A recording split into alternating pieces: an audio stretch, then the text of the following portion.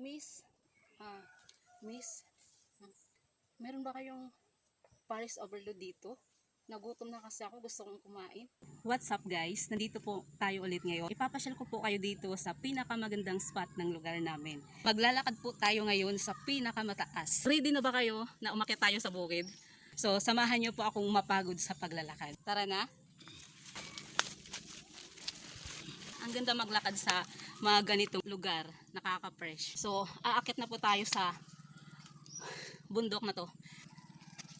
Iwanan ko na lang yung chinilas ko dito kasi parang mahirapan ako. Magpapaan na lang ako paakyat.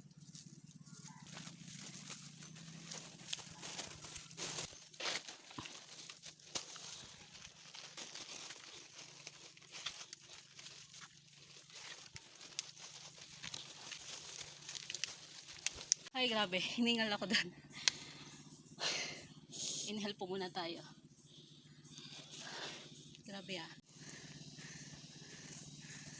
So nakapagpahinga na po tayo ng konti, akit na naman tayo.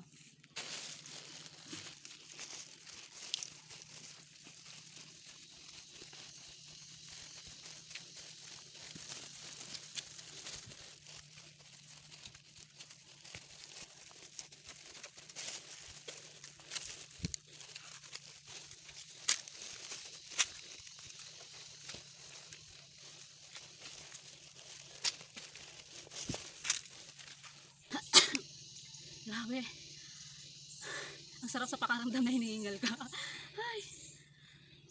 So, nasa kalagitnaang party pa lang po tayo. So, mayroon pa tayong isang mataas na akyatin.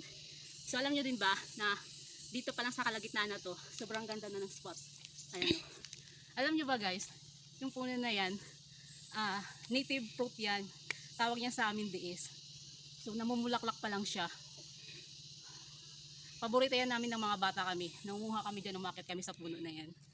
So, ipagpatuloy na po natin ang pag-akyat para po marating na natin yung tuktok.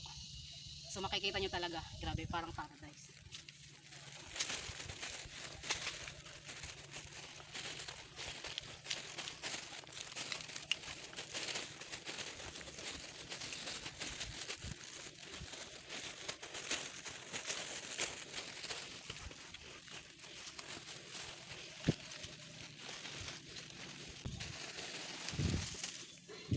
May pinya dito oh.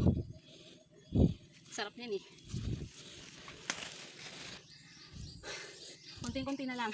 Andiyan na. Ay, grabe.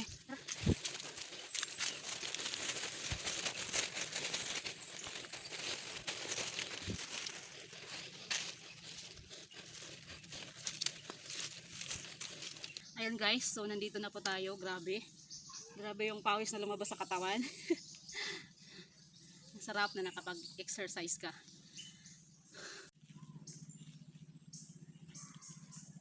So pinaka-paboritong lugar ko to dito eh. Pag dati, umakyat kami pag nagsisignal dito. Wala pang wifi sa amin sa baryo. So dito kami nagsisignal. So lagi kami pupunta dito.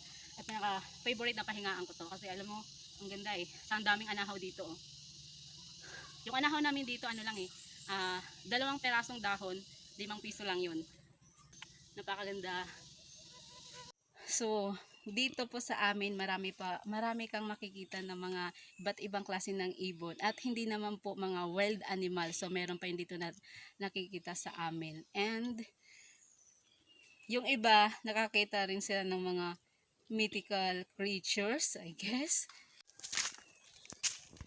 Guys, pag nakakita tayo ng mga ganitong mythical creatures, dapat friendly tayo sa kanila para hindi nila tayo gagawa ng masama.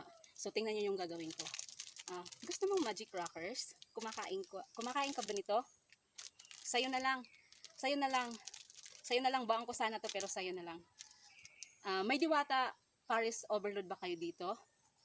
Gusto ko kasing kumain. Sa Pasay? Sige, alam mo, hindi naman ako dito magtatagal eh. Pasensya kung nagambala ko kayo. Alis na ako, bye.